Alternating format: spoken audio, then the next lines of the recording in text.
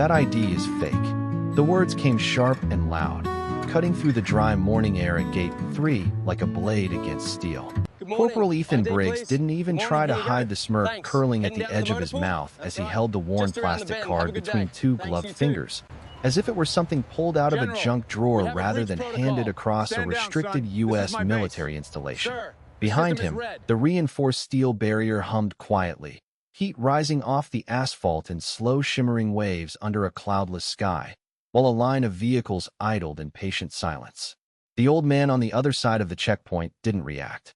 Walter Hayes stood still, one hand resting lightly on the strap of a weathered canvas bag, his posture straight despite the years etched into his frame. His jacket was faded, the kind of olive drab that had long since disappeared from modern issue, and his boots, scuffed, cracked, but clean, were planted firmly on the painted yellow line that marked where civilians stopped and authorization began. Private Nolan Reeves leaned over Briggs's shoulder, glancing at the ID before letting out a short laugh. "You serious, man? This thing looks older than my dad." The two of them exchanged a look, the kind shared between young men who had never been told no by the world they believed they understood. Briggs turned the card over again, squinting at the barely legible print. "Walter Hayes," he read aloud, his tone exaggerated, theatrical. "No barcode, no chip, no current seal. This isn't just expired, sir. This is museum material." A couple of drivers farther back craned their necks, curiosity beginning to ripple through the line, but the guards paid them no mind. To them, this was already decided. An old man with a fake ID trying to bluff his way onto base. It happened more often than people thought. Walter's eyes, a pale steady blue, moved past them, not dismissive, not defiant, just distant, as if he were looking through the checkpoint instead of at it. Beyond the barrier, the American flag snapped lightly in the wind above the command building, its colors bright against the washed-out sky. For a brief second, something shifted in his expression. Not emotion exactly. Recognition.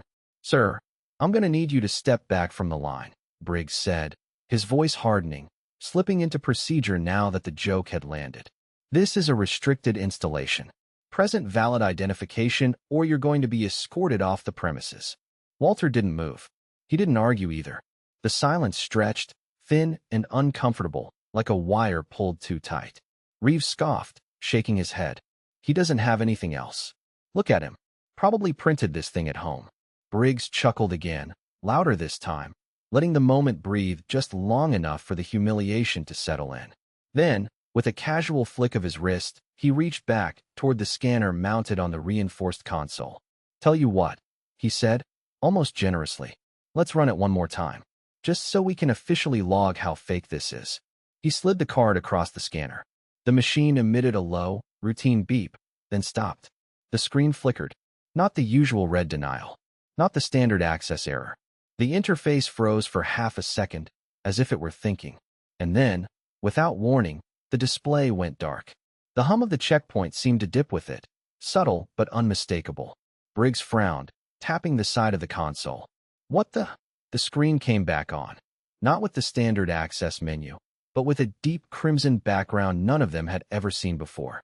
Text began to populate slowly, line by line, as if being pulled from somewhere far deeper than their clearance level. Reeves leaned in, his earlier amusement draining into confusion. "Hey, that's not normal." Briggs didn't answer. He was staring at the screen now, his smirk gone, replaced by something tighter, something uncertain. Behind them, the barrier remained down. In front of them, Walter Hayes stood exactly where he had been, unmoving, as if none of it surprised him at all. For a long second, nobody spoke. The red screen cast a faint glow across the reinforced console, its light reflecting off Corporal Ethan Briggs's visor as if it were something alive, something watching back. The usual interface was gone, replaced by a stark, minimal display. That did not ask for input and did not offer explanation. It simply waited. Briggs swallowed, his confidence slipping in quiet, almost imperceptible degrees. "System glitch," he muttered under his breath, more to reassure himself than anyone else. He tapped the console again, harder this time, as if force might bring it back to something familiar. "Reeves, run it again." Private Nolan Reeves hesitated, his earlier amusement nowhere to be found now. He reached for the card, but his hand slowed just before touching it, like he was no longer sure he wanted to be part of whatever this had become. "You already scanned it," he said, his voice lower. "Yeah, and it froze." Briggs snapped, irritation creeping in to cover the uncertainty. "That is called a malfunction. We log it, we move on." He grabbed the card himself and slid it back across the scanner. This time, there was no beep at all. The machine did not acknowledge the input. It did not reject it either. It simply held the screen, the same deep red, the same lines of text, unmoving. The air around the checkpoint felt different now. Not louder, not quieter, just heavier, like something unseen had settled over the space between the barrier and the road. A pickup truck idling 20 yards back cut its engine, the driver leaning forward over the wheel, trying to see what was happening. Briggs straightened, forcing a short laugh that did not quite land. "Congratulations, sir," he said, holding the card up again, though his tone had lost its earlier edge. "You broke the system. That still does not get you through this gate." Walter Hayes finally shifted his gaze back to him. Not sharp, not confrontational, just direct. "You are using the wrong channel," he said, his voice low, steady, each word placed with quiet precision. Briggs frowned. "Excuse me. That scanner is for standard access," Walter continued, as if explaining something simple, something obvious. "Run it through internal verification." Reeves blinked, glancing at Briggs. "Internal verification is restricted," he said automatically. "You need command authorization for that." Walter did not respond immediately. His eyes moved past them again, briefly, settling on the security camera mounted above the gate, then back to the console. "Then call it in," he said. "No urgency, no pressure, just certainty." Briggs felt something tighten in his chest, a flicker of irritation mixed with something he could not quite name. This was not how these encounters went. People argued. They protested. They got nervous, defensive. They did not stand there like they already knew the outcome. "We are not calling command because you showed up with a fake card," Briggs said, his voice sharper now, trying to reclaim ground he felt slipping. "That is not how this works." A new sound cut through the moment. A soft, distinct tone from the console. Not an error. Not a warning. Something else. All three of them looked down at the screen at the same time. The text had changed. A new line had appeared beneath the previous ones, pulsing faintly, as if waiting to be acknowledged. Reeves leaned in, reading it silently at first, then again out loud, slower. "Priority flag, active." He swallowed. "Notification, pending." Briggs did not speak. He stared at the words, his mind trying to fit them into a system he understood, a set of procedures he had been trained to follow. None of this matched. He glanced back at Walter Hayes, standing calm, patient, as if this exact sequence had played out before. Somewhere deep in the base, beyond the fence line and the rows of buildings, something had already started moving. Lieutenant Caleb Mercer arrived with the clipped stride of someone who believed control was a posture you could wear like a uniform, his boots striking the pavement in sharp, deliberate rhythm as he stepped into the uneasy silence at Gate 3. "What is the hold-up, Corporal?" he asked without looking at Briggs at first, his eyes already drifting to the frozen console, to the red screen that did not belong in any standard operating procedure he had memorized. Briggs straightened immediately, grateful for the presence of rank, for something familiar to anchor himself to. "Sir, individual presented invalid identification," he said quickly, the words coming out a little too fast. "System malfunction during scan. We are handling it." Mercer's gaze shifted then, landing on Walter Hayes.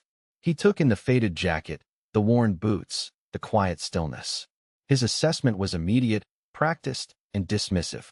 "Sir," Mercer said, his tone polite in form but hollow in substance, "this is a restricted installation. If you do not have valid credentials, you need to step away from the gate." Walter did not move. The wind lifted slightly, brushing against the flag above the command building, the fabric snapping once, clean and sharp. For a moment, that was the only sound. Mercer exhaled slowly, already losing patience. He stepped closer, reaching out and taking the ID from Briggs without asking. He turned it over once, then again, his expression tightening. "This is not a recognized format," he said flatly. "No current seal, no embedded verification. Where did you get this?" Walter's eyes met his. Calm, unhurried. "It was issued," he said. Mercer let out a short breath that was almost a laugh. "Issued," he repeated, glancing briefly at Briggs and Reeves as if to share the absurdity. By who exactly? Walter did not answer the question directly. You already have the system response, he said instead, his voice steady. Follow it. That was the moment Mercer made his mistake. The subtle shift from irritation to challenge. He did not like being instructed, especially not by someone who, in his mind, had no standing to give instructions. He turned back to the console, jaw tightening. I will decide what procedures to follow, he said, his tone sharpening. He leaned over the terminal, fingers moving across the controls with confident precision, overriding the frozen interface, digging past the standard access layer into deeper verification channels he had been trained to use sparingly. If this is some kind of spoof, he continued, more to assert control than to explain, we will identify it right now. Reeves shifted his weight beside him, unease settling into his posture. Sir, that might not be. Stand by. Mercer cut him off without looking. The console flickered again, the red screen dissolving into a cascade of encrypted prompts, lines of data scrolling too quickly to read. For a brief second, it looked like any advanced diagnostic process. Then everything stopped. Not slowed. Stopped. The screen cleared to a single field. A name. Walter Hayes. Beneath it, new text appeared, each line locking into place with quiet, deliberate certainty. Do not detain. Escalate immediately. Command authority required. The temperature of the moment seemed to drop without the air changing at all. Mercer's hand hovered just above the console, fingers frozen mid-motion. The confidence that had carried him a moment ago drained out in silence, replaced by something far less comfortable. He read the lines again, slower this time, as if they might rearrange themselves into something that made sense. They did not. Behind him, Briggs swallowed, his earlier bravado completely gone now. Reeves did not speak at all. Somewhere above them, the security camera made a faint mechanical adjustment, its lens refocusing with a soft click. Walter Hayes stood exactly where he had been, as if none of this required reaction. Mercer finally straightened, but the movement lacked the certainty it had before. He glanced at Walter, then back at the screen, then toward the command building in the distance. The procedures he knew did not cover this. The authority he believed in did not reach this level. And for the first time since he stepped onto the gate, Lieutenant Caleb Mercer realized he might already be too far inside something he did not understand. The silence did not break all at once. It shifted, slowly, like pressure building beneath the surface of something no one at the gate could yet see. Lieutenant Caleb Mercer lowered his hand from the console with measured care, as if any sudden movement might trigger a response he was not prepared for. He had read the words. He had understood them. And that was precisely the problem. There was no protocol in his training that matched what was now glowing on that screen. Corporal Ethan Briggs cleared his throat, the sound tight and uncertain. Sir, what does escalate immediately mean? He asked, the question hanging heavier than it should have. Mercer did not answer right away. His eyes remained fixed on the console, scanning the lines again, searching for something familiar, something procedural, something that would allow him to reduce this moment back into a checklist. There was nothing. Just the name. Just the directive. Behind them, the line of vehicles had gone completely still. Even the distant hum of engines had faded, as if the entire checkpoint had unconsciously decided to wait. Private Nolan Reeves shifted his weight again, his earlier confidence replaced by a growing sense that they were no longer in control of the situation. Sir, he said more quietly, that is not a standard flag. Mercer finally looked up, but not at Reeves. His gaze went straight to Walter Hayes. The old man stood exactly as he had from the beginning, shoulders relaxed, hands still, eyes steady. There was no tension in him, no urgency, no sign that anything unexpected had occurred. It was that calm that unsettled Mercer the most. People who were out of place did not stand like that. They did not wait like that. You knew this would happen, Mercer said, the words coming out more as a statement than a question. Walter did not smile. He did not react outwardly at all. I knew the system would recognize what it was built to remember, he said. The phrasing was deliberate, not emotional, not defensive, just precise. Mercer felt a flicker of irritation again, but it no longer had the same foundation. It was thinner now, stretched over something deeper he did not want to name. He turned back to the console and reached for the secure line built into the station, his movements slower, more deliberate than before. "Gate 3 to command," he said, his voice steady but lower than usual, stripped of the earlier edge. There was a brief pause. Then a voice answered, calm, professional, routine. "Command, go ahead." Mercer hesitated for just a fraction of a second. It was enough to be felt, even if it was barely visible. "We have a priority flag on an identification scan," he said. "Name reads Walter Hayes. System is requesting escalation to command authority." The line went quiet. Not the kind of static delay caused by signal. This was something else. A silence that had weight to it. Briggs glanced at Reeves, both of them suddenly very aware of how still everything had become. Mercer's grip tightened slightly on the receiver, his eyes flicking once more to the red text still glowing on the screen. "Command, confirm," he added, this time more firmly, as if pushing against the silence itself. When the voice returned, it was not the same. The tone had changed, subtle but unmistakable. Sharper. Focused. "Repeat the name," the voice said. Mercer swallowed once. "Walter Hayes," he said clearly. Another pause. Shorter this time, but heavier. Then, without warning, the voice dropped its professional cadence entirely. "Hold position," it said. "Do not process. Do not detain. Stand by for direct instruction." The line clicked off before Mercer could respond. He lowered the receiver slowly, his mind trying to catch up to what had just happened. Behind him, Briggs took a small step back without realizing it.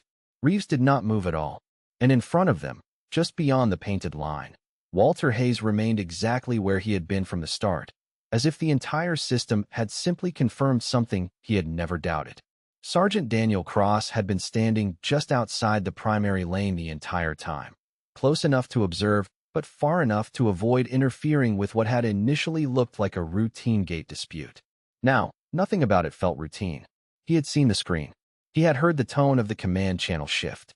And he had watched Lieutenant Mercer, a man who rarely hesitated, pause before speaking. That alone was enough to set something off in the back of Cross's mind. He stepped forward slowly, his boots crunching lightly against the gravel lining the edge of the checkpoint, his eyes moving from the console to Walter Hayes and back again.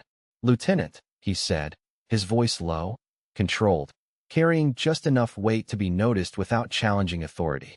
Mercer turned toward him, and for a brief second, something unspoken passed between them. Not confusion. Not yet. Recognition. The kind that came when a situation moved beyond rank and into something else entirely. "We are holding position," Mercer said, almost as if repeating the instruction helped anchor it in place. Cross nodded once, then shifted his gaze to Walter. He did not look at the man the way Briggs and Reeves had. There was no dismissal in his expression, no quick judgment based on appearance. Instead, he studied the details. The stance, the stillness, the way Walter's eyes moved without urgency, without scanning for exits or reacting to pressure. Cross had seen that before. Not in training simulations. Not in controlled exercises. In people who had been through something that did not need to be explained out loud. "Sir," Cross said, addressing Walter directly now, his tone respectful without being deferential. "Have you been here before?" The question hung in the air, simple on the surface, but carrying something deeper beneath it. Walter's gaze met his. For the first time, there was a subtle shift. Not in posture. In memory. "A long time ago," he said. Cross let the answer settle. He did not press further. He did not need to. He turned slightly, looking back at the command building in the distance, the glass reflecting the bright sky in sharp, clean lines. Something was already in motion inside those walls. He could feel it in the silence of the channel, in the way the system had reacted without explanation. Briggs shifted beside him, his voice quieter now, almost cautious. "Sergeant, what is this?" Cross did not answer immediately. He kept his eyes forward for a moment longer, then spoke without looking at him. "This," he said, "is not a glitch." Reeves swallowed, his throat tight. "Then what is it?"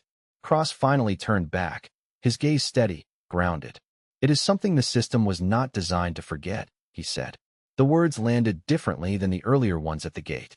They did not escalate the situation. They reframed it. Mercer exhaled slowly, running a hand briefly along the edge of the console, as if grounding himself in something physical. "Command said stand by," he said. "So we stand by." Cross nodded once. "Yes, sir." The checkpoint settled into a strange, suspended state. No one moved forward. No one moved back. The barrier remained down, the vehicles silent, the air still except for the occasional whisper of wind across the asphalt. And in the center of it all, Walter Hayes stood exactly where he had been from the beginning, not waiting for permission, not asking for entry, simply present, as if the outcome had already been decided somewhere far above the reach of everyone at the gate. The wind shifted slightly, carrying with it the faint scent of heated metal and distant jet fuel, a smell that most people at the gate barely noticed anymore, but one that settled deep into memory for those who had lived around it long enough. Walter Hayes inhaled once, slow and measured, and for a brief moment his eyes lost focus, not drifting aimlessly, but locking onto something far beyond the checkpoint, beyond the fence line, beyond the present. The bright morning light dissolved in his mind, replaced by a harsher glare, one that came off sunburned steel and open sky, the kind that left no shadows to hide in. The noise came back first. Not loud, not chaotic, but constant. The steady hum of rotors cutting through hot air, the rhythmic clatter of equipment being moved with urgency, but without panic, voices speaking in short, precise bursts that carried more weight than volume. He was younger then, not by a little, but by decades. The jacket was new. The boots had not yet been worn down by time. And the ID card that now sat in Mercer's hand had been issued without ceremony, passed across a table by someone who did not explain its significance because it did not need to be explained. It had not looked important. It had not been meant to. That had been the point. A young officer stood across from him in that memory, his uniform too clean for the environment, his eyes sharp but not yet tempered by experience. Raymond Holloway, before the rank, before the command, before the weight of decisions that would follow him for the rest of his life. He had asked a question back then, not about clearance, not about protocol, about trust. Walter had not answered with words. He had simply taken the card, slipped it into his jacket, and stepped into something that would never appear in any official record. The air in the present snapped back into place as a truck door closed somewhere behind the line, the sound sharp enough to break. The edge of the memory. Walter's eyes refocused, clear and steady again, as if nothing had happened at all. At the console, Lieutenant Mercer shifted, still processing, still trying to align what he knew with what he was seeing. He glanced down at the ID in his hand, turning it slightly, as if the angle might reveal something new. It did not. It still looked worn, outdated, insignificant, and yet everything around it had changed. "Sir," Reeves said quietly, almost hesitant to speak now, "how old is that system?" Mercer did not answer right away. His gaze remained fixed on the card, then moved slowly to the screen, then back again. "Older than you," he said finally, though the words lacked their usual edge. Cross folded his arms loosely, his eyes still on Walter. "Systems like that do not get updated," he said. "Not the core layers. They get built around." Briggs frowned, trying to follow. Why would they keep something like that? Cross did not look at him when he answered. "Because some things are not meant to be replaced," he said. The statement settled over the group with quiet finality. Mercer exhaled slowly, the tension in his shoulders shifting into something more controlled, more cautious. He placed the ID carefully on the console, no longer treating it like an object to be dismissed. His eyes lifted once more to Walter Hayes, and this time there was no trace of dismissal left in them. Only a growing awareness that whatever had been set in motion at this gate had started long before any of them had arrived, and that they were now standing in the middle of something that had been waiting to be remembered. The response from command did not come back through the open speaker this time. It came through the secure channel, the one mounted just below the primary console, the one that was almost never used at a standard gate. A small indicator light blinked once, then held steady. Lieutenant Caleb Mercer noticed it immediately. His eyes narrowed slightly as he reached down and lifted the receiver with more care than before, his posture unconsciously straightening, as if something on the other end required it. "Gate 3, he said, his voice quieter now, stripped of the earlier authority and replaced with something closer to precision. There was no background noise on the line, no ambient chatter, just a voice, controlled and direct. "Confirm status," it said. Mercer glanced briefly at the screen, then at Walter Hayes, then back to the empty space in front of him as if aligning himself before answering. "Individual is present at checkpoint," he said. Identification triggered priority flag. We are holding position as instructed. A pause followed, shorter than before, but heavier in its intent. Do not process the individual, the voice said. Do not request further documentation. Do not initiate detainment under any condition. Mercer felt the words settle in a way that bypassed procedure and went straight to instinct. This was not guidance. This was containment. Understood, he replied. Another brief silence. Then the final instruction came, clear and deliberate. Command authority has been notified. Stand by for arrival. The line went dead. Mercer lowered the receiver slowly, placing it back into its cradle with controlled precision. For a moment, no one asked what had been said. They did not need to. The shift in his posture had already answered that question. Corporal Ethan Briggs straightened, his earlier tension now replaced by something closer to unease. Sir? He asked, careful with the word now. Mercer did not look at him right away. His eyes remained forward, fixed somewhere beyond the barrier, beyond the road, toward the heart of the base. We are no longer handling this, he said finally. The statement was simple, absolute. Reeves felt it immediately. The way the responsibility seemed to lift, and yet the weight of the situation grew heavier at the same time. Then who is? He asked quietly. Mercer did not answer. He did not need to.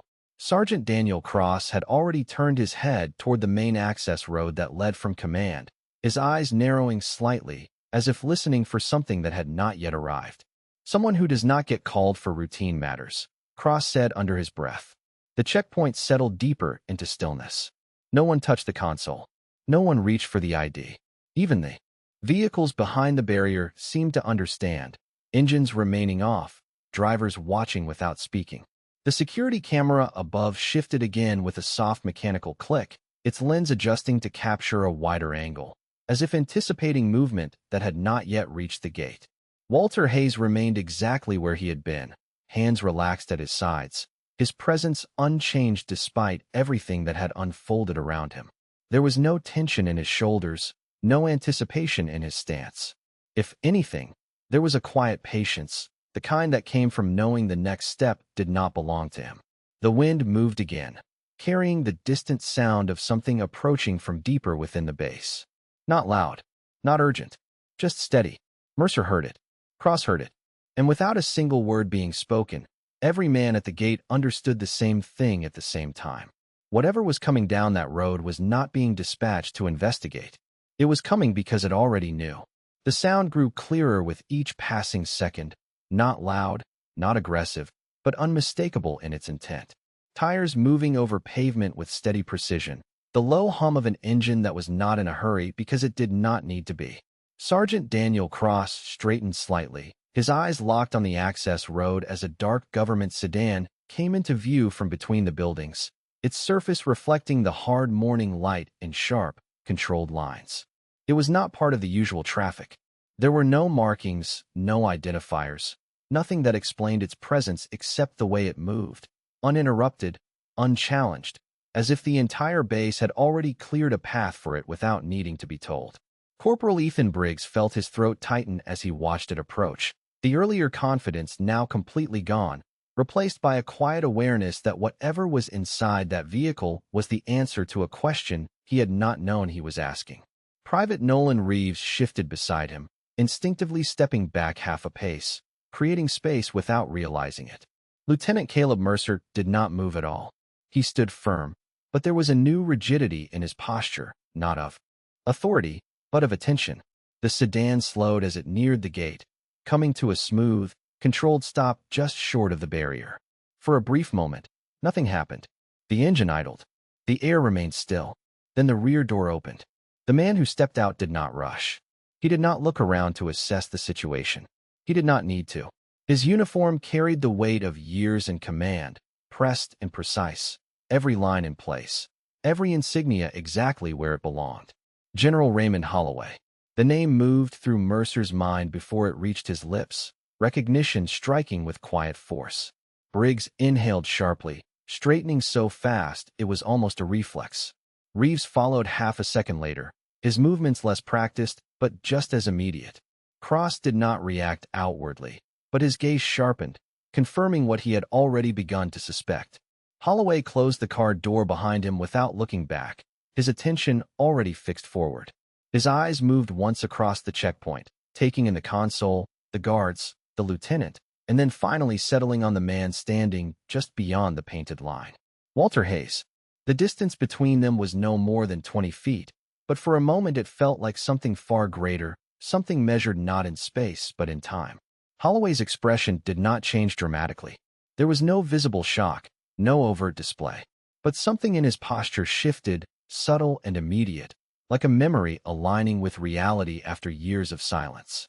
He stepped forward, each movement deliberate, controlled, the gravel beneath his shoes crunching softly with each step. No one spoke. No one moved to interrupt. Even the air seemed to hold itself still. Mercer felt it then, fully, the complete reversal of everything that had been happening at the gate. This was no longer a situation to manage. It was a moment to witness. Holloway stopped a few feet in front of Walter Hayes, close enough to see the lines in his face, the quiet steadiness in his eyes, the same steadiness that had not changed since the moment he arrived. For a fraction of a second, neither man spoke. Then, without hesitation, without announcement, General Raymond Holloway straightened to full attention and raised his hand in a precise, unwavering salute. The salute did not demand attention.